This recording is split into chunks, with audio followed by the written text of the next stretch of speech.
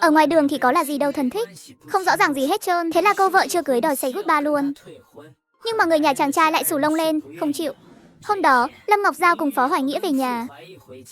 Ai dè đâu ngay hành lang lại đụng mặt Lục Giang Đình cùng với người nhà của anh ta. Gặp ai cơ? Sao nói nhanh quên vậy cha nội? Mới năm ngoái gặp nhau còn gì. Ông Lục kia mới vắt óc suy nghĩ một hồi, mới nhận ra người đi đằng sau Lâm Ngọc Giao kia là ai. Hóa ra là cậu nhóc năm ngoài đến nhà họ chuẩn bị ăn cô cười đó mà. Một trong hai đứa đó. Ủa, chẳng phải bạn thân của Giang Bình đó sao? Sao lại đi chung với Ngọc Giao vậy kìa? Anh là chẳng phải bạn của Giang Bình nhà tôi sao? Trước đây thì đúng là vậy. Ý của mấy người là sao đây? Giang Đình, có phải con nói Ngọc Giao không chịu cưới con nữa là vì cái cậu này không? Lục Giang Đình im thìn thít, không nói gì, cũng chẳng phủ nhận. Nhưng mà chị gái của Lục Giang Đình là Lục Giang Dung thì bật đèn xanh, nghĩ là chắc chắn là phim này rồi. Ngọc Giao à, con với Giang Đình tình cảm bao năm trời, quen biết cũng mấy năm rồi còn gì. Sao con lại vì một trai lạ mặt nào đó mà bỏ Giang Đình vậy hả con? Con gái con đứa phải nhất nhất một lòng, phải biết giữ mặt mũi chứ, ai lại như con. Phó Hoài Nghĩa nghe xong tức muốn xì khói, như con sư tử sắp bùng nổ đến nơi. Khi cô nói mấy lời này, có từng hỏi qua Lục Giang Đình chưa vậy? Tôi hỏi nó cái gì? Tôi hỏi nó vì sao con bé nói không cưới nó nữa. Tôi hỏi lý do thì nó lại im re không nói. Nên tôi phải tự mình đến đây xem cho rõ. Giờ thì tôi thấy rõ rồi đó. Cô với cái cậu mặt trắng này tay trong tay về chung một nhà. Nói rồi bà ta liếc mắt xuống nhìn mấy thứ đồ Phó Hoài Nghĩa đang xách, lại hết hồn thêm lần nữa. Trời đất ơi, hai đứa bay sống chung với nhau rồi hả? Phó Hoài Nghĩa nhếch mép nhìn Lục Giang Đình đầy khiêu khích. Mặt mày Lục Giang Đình lúc này đúng là xám xịt như đeo chì. Dù rằng anh ta với Lâm Ngọc Giao toang là do số trời đã định, chẳng phải tại Phó Hoài Nghĩa gì giáo. Nhưng mà giờ đây, thấy Phó Hoài Nghĩa tình trông như đã với Ngọc Giao, trong lòng anh ta vẫn ghen ăn tức ở dữ dội. Tôi đã rất tình với Lục Giang Đình từ lâu rồi. Giờ tôi có quen ai, yêu ai thì cũng không liên quan tới mấy người. Sao lại không liên quan? Cô như vậy là cái gì chứ? Lục Giang Đình nhà tôi đã cưới Phương Tình rồi đó thôi. Mấy người còn dám vác mặt tới đây nói tôi à? Nếu không phải tại anh ta tằng tiệu không dứt khoát với Phương Tình, thì chúng tôi có đến bước đường này sao?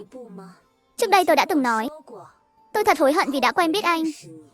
Bây giờ tôi thấy, việc tôi đã từng gặp anh, thậm chí suýt chút nữa đã cưới cái loại người như anh, thật sự là vết nhơ trong suốt 20 mấy năm cuộc đời tôi.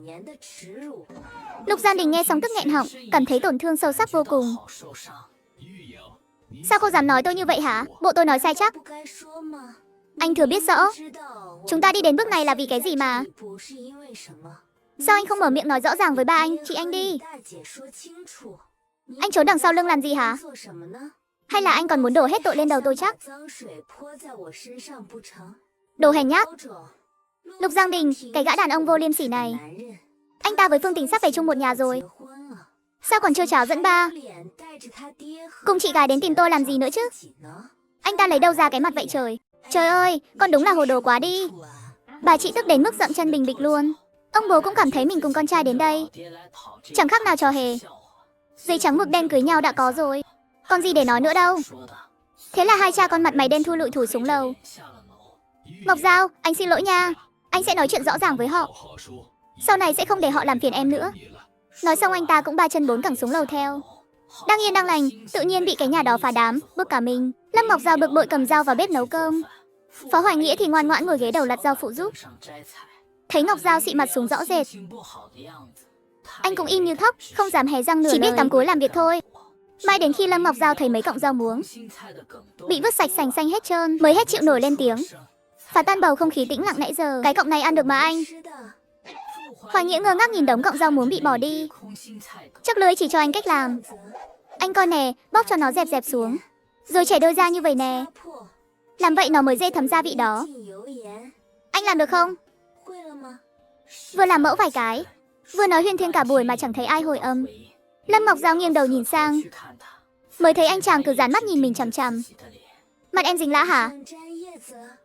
Đâu có, không phải, em chỉ là đang nghĩ chắc chắn Lục Giang Đình giờ hối hận lắm đó. Đừng có mà tơ tưởng chuyện đâu đâu nữa. Lặt rau lệ lên, Giao. Em muốn mua một căn nhà làm tổ ấm của hai đứa mình. Em biết có chỗ bán nhà cũng được làm đó, lại gần trường học nữa. Sau này tiện cho con cái mình đi học nữa chứ. Giờ nói chuyện này có hơi sớm quá không anh? Sớm gì đâu mà sớm, anh coi Lục Giang Đình kìa, người ta cưới vợ tới nơi rồi đó. Em hỏi thăm rồi, nhà ở khu đó khoảng 30 triệu tệ 1 mét vuông. Mình mua căn 100 mét vuông chắc tầm 3 triệu tệ. Giờ em có 2 triệu tệ rồi. Lát em xin ba mà em rót vốn thêm 1 triệu nữa. Là vừa sinh luôn. Vậy thì nhà tân hôn mình cùng nhau mua nha anh. Em cũng có hơn 1 vạn tệ trong người nè. Sao mà được chứ? Anh coi có ai đời đi cưới vợ mà lại để vợ phải bỏ tiền ra mua nhà không? Chuyện nhà cửa cứ để anh gánh, không phải lo. Đừng có xin tiền bà mà nữa. Em muốn cùng anh góp tiền mua nhà, rồi nắn nót ghi tên hai đứa mình chung luôn. Chuyện này mà lọt ra ngoài, người ta cười chết chót em đó. Ba mà anh biết chuyện cũng không chịu đâu. Người ta lại cười chê ba mà em nữa. Không cần em phải gồng đâu. Sau này mua nhà xong, anh cũng khắc tên em vào đó mà. Chẳng phải mình sắp cưới nhau đó sao? Thì dĩ nhiên rồi, chứ anh tính toán chi ly với em vậy để làm gì? Anh nói vậy là sao?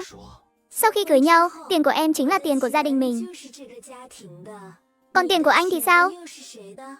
Tiền của em là của em. Tiền của anh cũng là của em luôn. Thôi được rồi, nếu em đã nói vậy, vậy thì cứ lấy hết tiền của anh ra mua nhà vậy. Thì cũng có khác gì đâu. Hay là tiền của hai đứa mình cứ gom chung lại đi. Chuyện nhà cửa cứ để ba mà anh lo liệu. Dù sao cũng đã mở miệng xin rồi. Xin 1 vạn cũng là xin. Xin 3 vạn cũng vậy thôi. Anh không muốn căn nhà này có dính dáng gì tới em hả? Sao lại nghĩ vậy chứ? Nếu em muốn thế, vậy thì, thôi được rồi, anh tự mua vậy. Đợi khi nào em gom đủ lúa, em cũng tự mua nhà cho coi. Thôi mà, em đừng có nghĩ vậy mà oan cho anh quá. Em mà nghĩ vậy là anh khổ tâm lắm đó. Vậy anh nói xem mua kiểu gì đây? Thôi được rồi, nghe theo ý kiến của nóc nhà hết. Em nói mua sao thì mình mua vậy. Vậy mới ngoan chứ. Trong khi đó, nhà họ Lục đang náo loạn hết cả lên. Phương Tình Bơm đều nói Lâm Ngọc Giao xây nắng người khác nên dứt khoát chia tay Lục Giang Đình, còn xúi Lục Giang Long làm tới. Lục Giang Long nóng máu, làm sao mà nuốt trôi cục tức này. Lục Giang Dung lúc nãy đi tìm Lâm Ngọc Giao về, mới phát hiện sự thật không phải như lời đồn. Về nhà liền cãi nhau nảy lửa với Phương Tình. Hai người sống chung với nhau, thế là lãnh đạo của người đàn ông kia mới bật đèn xanh cho hai người cưới nhau. Nhưng mà người nhà chàng trai sau khi biết chuyện, lại nhăn mặt không đồng ý mối lương duyên này. Hạnh Phương à, ba anh vừa mới kể. Cái cậu thanh niên kia vốn dĩ ban đầu là đến nhà mình để chuẩn bị ăn cỗ cưới của họ. Trùng hợp đúng lúc nhà Lâm Ngọc Giao đến hủy hôn. Lúc đó hai người họ còn chưa biết mặt nhau nữa đó. Có phải là đàn gảy tai châu không vậy trời? Cô nói là vì con nhỏ đó kết cậu kia, nên mới quyết tâm không cần Giang Đình nhà mình nữa. Tôi hỏi lại cô nghe cho rõ nè. Trước khi hai người kia biết nhau, con nhỏ đó đã đòi bỏ cuộc chạy lấy người rồi. Vậy là tại sao hả? Đó là chuyện xích mích giữa hai người họ thôi. Tình cảm 3 năm của hai đứa nó, có gì mà không ngồi lại nói chuyện được chứ? Chẳng qua là Ngọc Giao nhất quyết không chịu tha thứ cho Giang Đình. Chuyện đó ám ảnh trong lòng nó, không vượt qua được thôi. Chẳng lẽ chỉ vì cậu ta đến đây, rồi nó đổ đứa đường người khác luôn chắc? Xí, ba đây khi nhất cái loại mặt dày như cô đó nha. Tôi tưởng tôi không biết chắc. Cô tưởng tôi mù hay gì? Nếu không phải tại cô mặt dày tới mượn tiền ngay trước ngày cưới của người ta, thì người ta có tan đàn xẻ nghé không hả? Ồ mà sao cô cứ phải nhè đúng cái lúc người ta sắp cưới mà mượn tiền cho bằng được vậy hả? Chuyện này là tôi sai rồi. Nếu mà tôi biết Ngọc Giao để bụng chuyện mượn tiền đến vậy, thì tôi đã không dại dột mượn rồi. Nhưng mà tôi nghe nói Ngọc Giao có tìm tới cô rồi mà. Sao tới giờ cô vẫn chưa trả tiền cho người ta vậy? Cô ấy đâu có nói phải trả lại tiền liền đâu. Cô ấy chỉ bảo tôi viết giấy nợ thôi mà. Nói tới đây chắc cô ấy cũng thấy kỳ kỳ rồi đó. Đúng đó. Sao Lâm Ngọc Giao không bắt cô trả tiền lại cho rồi, mà chỉ kêu cô viết giấy nợ thôi vậy kìa? Còn bắt Lục Giang Đình ký tên bảo đảm nữa chứ. Phương Tình giờ ngẫm nghĩ lại, hình như từ sau vụ mượn tiền đó, cho đến khi hai người họ dứt áo ra đi, Lâm Ngọc Giao tuyệt nhiên không hề nhắc tới chuyện trả tiền. Mãi cho đến khi giấy tờ thủ tục cưới xin xé bỏ, đồ đạc trả lại sạch trơn, thì cô ấy mới quay xe đòi tiền. Lý Ngọc Giao cao tay thiệt đó. Cô ấy vốn dĩ không muốn cưới nữa rồi. Chuyện mượn tiền chỉ là cái cớ thôi. Cái mà cô ấy nhắm tới không phải là mấy đồng tiền đó, mà là mượn gió bẻ măng, lấy cớ đó để hủy hôn thôi. Cái cô ấy muốn là hủy hôn, là hờn dỗi, là không thèm đếm xỉa tới anh, chứ không đời nào muốn mang tiếng phá hoại tình cảm của hai người. Lục Giang Dung túm chặt tay Lục Giang Đình, hấp tấp nói, Giang Đình ơi là Giang Đình, có phải con với Lâm Ngọc Giao đã cơm không lành canh không ngọt từ trước rồi không? Hay là hai đứa có hiểu lầm gì nhau? Con bé rất tình đâu phải vì mấy đồng tiền đó đâu con.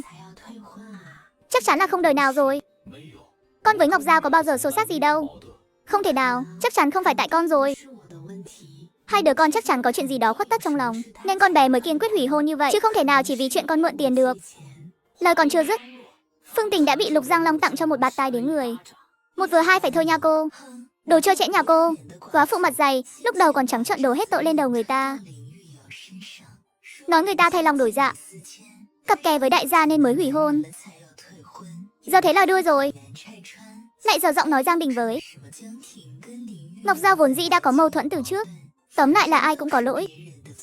Chỉ có mình cô là vô can thôi đúng không? Xí, coi bộ khinh người quá đáng rồi đó. Tôi vác mặt tới đây là trước đó đã nắm rõ như lòng bàn tay hết. Mấy chuyện tình cùng ba người của mấy người rồi nhé.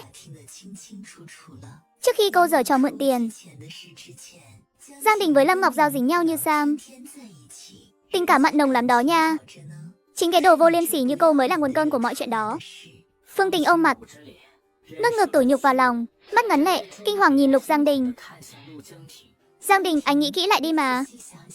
Nếu như Lâm Ngọc Giao thật sự vì mấy đồng tiền đó, thì sao lúc tìm tới em, cô ấy lại không bắt em trả tiền liền, để còn có tiền làm đám cưới, mà chỉ kêu em viết giấy nợ thôi vậy? Anh vắt óc suy nghĩ kỹ lại xem có đúng vậy không đi. Lục Giang Đình ngẫm nghĩ một hồi, thấy cũng có gì đó sai sai, nhưng mà anh ta vẫn đinh ninh rằng thái độ của Ngọc Giao quay ngoắt 180 độ. Chính là từ sau vụ mượn tiền kia. Chắc chắn là vì chuyện mượn tiền đó mà Ngọc Giao mới muốn rứt áo ra đi. Phương Tình à, chuyện này là anh sai rồi. Một khi chuyện mượn tiền đã xảy ra, dù có đòi lại được tiền hay không, thì Ngọc Giao cũng đã quyết tâm hủy hôn với anh rồi. Em đừng có tưởng tượng lung tung nữa. Anh với Ngọc Giao trước đó có bao giờ cãi vã nhau đâu. Là tại anh, nhưng mà anh cũng không trách em. Dù sao thì quyết định cho em mượn tiền là do anh mà ra. Thôi thì, giờ trách ai được nữa. Đành trách anh với Ngọc Giao không có duyên vậy. Miệng thì nói vậy thôi, chứ trong lòng anh ta đã bắt đầu oán trách Phương Tình rồi. Nhưng nghĩ đến chuyện Vương Kiến Quân đã khuất núi, anh ta cảm thấy mình có trách nhiệm với mẹ con Phương Tình. Thôi thì Lâm Ngọc Giao đã có người mới rồi, mình cũng không nên ép uổng người ta nữa. Chuyện của anh và Giang Đình coi như dẹp luôn đi. Nhưng mà Giang Đình này, dù con không thành đôi với Lâm Ngọc Giao, thì con cũng tuyệt đối không được cưới một bà góa phụ. Với cái nhan sắc của con, túm đại một cô nào đó cũng ngon nghẻ hơn bà góa phụ nhiều. Nghe bà chị nói vậy, mặt mày Phương Tình xanh mét như tàu lá chuối. Đồ chị chồng đáng ghét, dám sỉ nhục tôi như vậy. Đợi đến khi tôi chân chính bước chân vào cửa nhà này, tôi nhất định sẽ cho chị biết tay. Chị cứ chờ đó mà xem. Chị hai à, em với Phương Tình góc gạo thổi cơm chung rồi. Giấy đăng ký kết hôn của tụi em hôm qua có hiệu lực rồi đó. Thì sao chứ? Cưới rồi thì cũng ly dị được thôi. Giang Đình, ba má mình chết sống cũng không đồng ý cho con ly hôn đâu đó nha. Lúc Giang Đình lại cúi gằm mặt im lặng không nói, lại rụt cổ làm con rùa đen thui rồi. Quân nhân mà có phải trò đùa đâu mà đòi ly hôn là ly hôn được. Con với Phương Tình là do lãnh đạo mai mồi đó. Nếu mới cưới nhau về đã đường ai nấy đi. Thiên hạ người ta nhìn Giang Đình mình kiểu gì đây hả? Chị hai à, em với Giang Đình không thể ly hôn được đâu. Hứ, cô dọa dẫm tụi tôi đó hả? Giang Đình mà đòi ly dị cô á, tôi còn khước vào. Coi bộ ham hồ cái mác quân nhân lắm hả?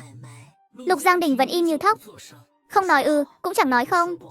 Cứ để mặc Phương Tình lời qua tiếng lại với chị gái và ba mình. Chị hai à, tụi em mới chân ướt chân ráo vì chung một nhà. Chuyện chia ly đôi ngả chắc chắn là không thể rồi. Hay là vậy đi, đợi năm dài tháng rộng cỡ 5,5 năm gì đó, nếu Giang Đình cảm thấy thật sự muốn ly hôn, thì lúc đó tụi mình quay đầu nói với lãnh đạo. Nói tụi con khắc khẩu, không hợp nhau, cũng có sự này nọ, chứ giờ mới cưới mà đã toang liền. Chẳng khác nào tát thẳng vào mặt lãnh đạo sao? Phương Tình tung chiêu lùi một bước để tiến 3 bước. Lời này khiến Lục Giang Dung phải mắt tròn mắt dẹt nhìn cô ta. Con thật sự tâm ý muốn ly hôn hả? Thật ra thì con cũng đâu có tha thiết gì chuyện cưới xin này đâu. Chỉ là hôm trước lãnh đạo đến thăm thần thần, tiện thể tám dóc với con vài câu. Lãnh đạo nói con còn trẻ, phơi phới, không nên chôn vùi cả đời mình để thủ tiết cho Kiến Quân, nên nhân lúc còn son trẻ tìm ai đó mà tài giá đi. Sau đó thì lại đẩy thuyền sang chuyện của Giang Đình. Lãnh đạo nói Giang Đình đối với thần thần chắc chắn sẽ yêu thương như con ruột của mình, bảo con cứ cân nhắc thử xem. Rồi sau đó thì sao nữa? Phương Tình ấp úng, nửa muốn nói nửa lại thôi, nhưng ánh mắt lại liên tục liếc về phía Lục Giang Đình. Giang Đình, rồi sau đó thì sao nữa con? Chị hai à, chị đừng hỏi nữa mà. Dù sao thì mọi chuyện cũng đã an bài hết rồi. Chuyện cưới xin đâu phải trò trẻ con, đâu phải cứ muốn ly hôn là ly hôn được đâu. Con, trời ơi, con đúng là muốn chọc tức chết người mà. Thấy chưa, con coi đi, tại chị với má nuông chiều nó quá đó. Chuyện đại sự cả đời người mà không thèm bàn bạc với ai trong nhà, tự ý quyết định một mình, tay đính vậy đó. Chị hai à, giờ là thế kỷ 21 rồi, tự do hôn nhân mà. Dù con có nói với ba má cũng đâu có can thiệp được. Vậy là con ưng cái bụng bà góa phụ này thiệt hả? Lục Giang Đình lại câm như hến, không hề răng nửa lời. Mê mẩn lắm hả? Nói thiệt là anh ta có ưa gì đâu, từ đầu đến cuối có ưa đâu. Chỉ là tự nhiên anh ta thấy lời mọi người nói cũng xuôi tai. Thôi thì cuộc đời cứ vậy đi. Dù sao thì mạng này cũng là do Vương Kiến Quân cứu vớt về. Vậy thì bán cả đời này để bồi thường cho vợ. Con người ta vậy. Chị hai à, vài ngày nữa em với Phương Tình có làm vài bàn tiệc nhỏ. Mời vài người thân quen đến chung vui thôi. Chị với anh rể ná lại ăn bữa cơm rồi về nha. Lục Giang Long thấy em trai mình cứng đầu như cục sắt, cũng chán nản chẳng muốn khuyên can nữa. Giang Đình, con làm ba thất vọng quá đi. Ba không thèm quan tâm nữa. Dù sao con cũng sẽ hiếu thảo với ba má mà. Thôi, dẹp, ba dẹp hết đi rồi. Mặc kệ con luôn. Tùy con, muốn sao thì làm. Ba ơi, con xin lỗi ba. Giang Đình quỳ sụp xuống trước mặt ba mình, nước mắt ngắn dài tuôn rơi. Thôi, dẹp hết đi. Con cũng là vì trọng tình trọng nghĩa nên mới đến bước đường này thôi mà. Giang Đình, con là đứa con tốt. Thôi thì chuyện đã rồi, kệ nó đi con. Tiệc rượu của hai đứa, ba không tới đâu. Con mua vé xe giúp ba đi. Ba về quê đây. Người cha bảo con trai mình níu chân mình ở lại dự tiệc cưới của con trai. Nhưng người cha lại cảm thấy xấu hổ ê chề. Chỉ vì con trai mình tuổi còn xuân mà lại rước về một bà góa phụ tải giá hai đời chồng. Chị hai à, vài ngày nữa em với Phương Tình có làm vài bàn tiệc nhỏ. Mời vài người thân quen đến chung vui thôi. Chị với anh rể ná lại ăn bữa cơm rồi về nha. Tiệc rượu của hai đứa, ba không có nhã hứng đâu. Con mua vé xe giúp ba đi. Ba về quê đây. Lục Giang Đình thấy ba mình dứt áo như vậy, cũng chẳng nói thêm lời nào, rồi đưa ba và chị gái ra nhà khách. Tại nhà khách, Lục Giang Đình, Mỹ Đức sụt sùi tâm sự với Lục Giang Dung cả một chàng dài. Chủ yếu là mấy lời thương thân trách phận, cảm thấy có lỗi với bà má. Thôi thì chuyện đã lỡ rồi, cứ vậy đi chị. Nếu em thấy sống được với cô ta thì cứ sống. Không thì 5 rưỡi 10 tháng nữa tính tiếp được mà. Dạ, em nghe lời chị hai. Ba, dạo này ba khỏe không ba?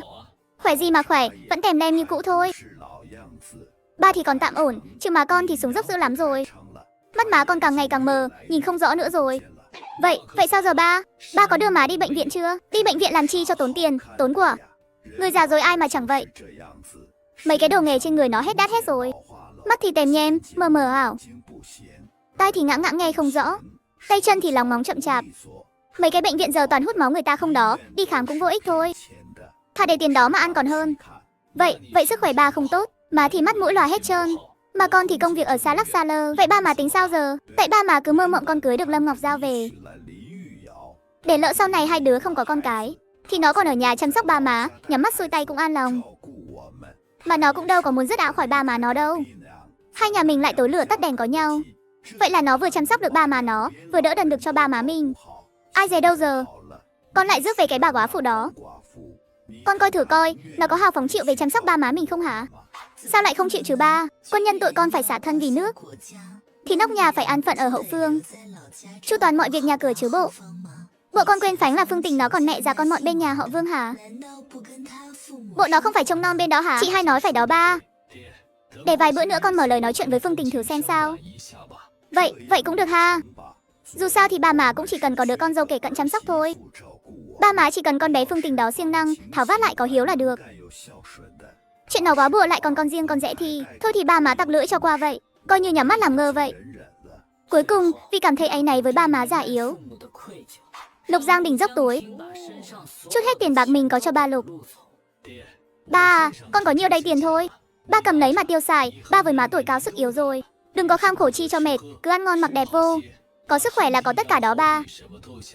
Ông Lục vừa thấy cả đống tiền, hú hồn chi mén, mấy trăm tệ chớ bộ ít tiền mà run run cả lên. Trời đất ơi, nhiều tiền vậy sao con cho không ba hết luôn vậy? Vậy rồi con tính sao? Dạ, không sao đâu ba, dám gồng thêm nửa tháng nữa là con có lương liền. Nhưng mà, nửa tháng đó con cũng phải tằn tiện chi tiêu chứ. Thế là ông Lục lại lấy ra phân nửa số tiền, nhét ngược vào tay Lục Giang Đình. Nhưng bị Lục Giang Dung chặn tay lại tức khắc. Ba à, đây là tiền Giang Đình hiếu kính ba đó. Ba cứ cầm lấy đi mà. Coi vậy thôi chứ tiền cũng đâu có nhiều nhận gì. Mà ba với má tuổi đã cao rồi, lơi trái gió trở trời bệnh tật gì đó. Vài ba bữa vô bệnh viện là bay hết cái veo à. Con với em hai cũng có gia đình riêng rồi, cũng không kể cận chăm sóc ba má được. Ba cứ cầm tiền mà thủ thân, có gì trở tay còn kịp. Ba cứ cầm đi cho con vui lòng, đừng lăn tăn gì hết trơn. Ông Lục vẫn còn ngần ngừ muốn chối đây đẩy, nhưng thấy con gái lớn nháy mắt tới tấp, ông mới tặc lưỡi nhận cho xong. Đợi đến khi Lục Giang Đình vừa khuất bóng, Lục Giang Dung liền thỏ thẻ với ba Lục. Ba ơi là ba. Ba khờ quá đi hả? Em trai cho tiền thì ba cứ vô tư mà nhận đi chớ. Có nhiều hốt hết bấy nhiêu cho con.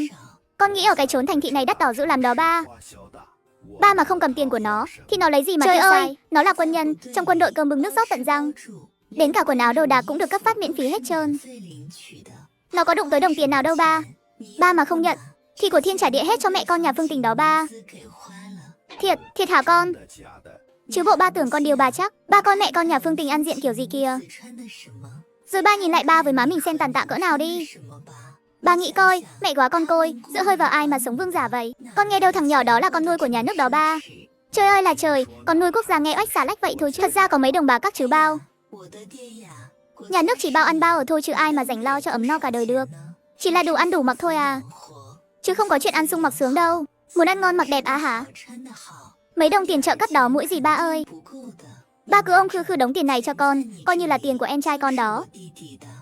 Ba mà để Giang Đình cầm tiền, nó hiền khô à, có mà cãi lại được cái bà góa phụ đó. Rồi quần ả trong nhà đi tong hết giáo cho coi. Con gái nói có lý đó. Không những lần này phải giữ chặt tiền, mà sau này còn phải khéo léo moi móc tiền của thằng Giang Đình nữa mới được. Ba thấy cái con Phương Tình đó láo cả thấy mô, mắt nó cứ đa đảo. Chắc chắn là mưu mô đầy bụng.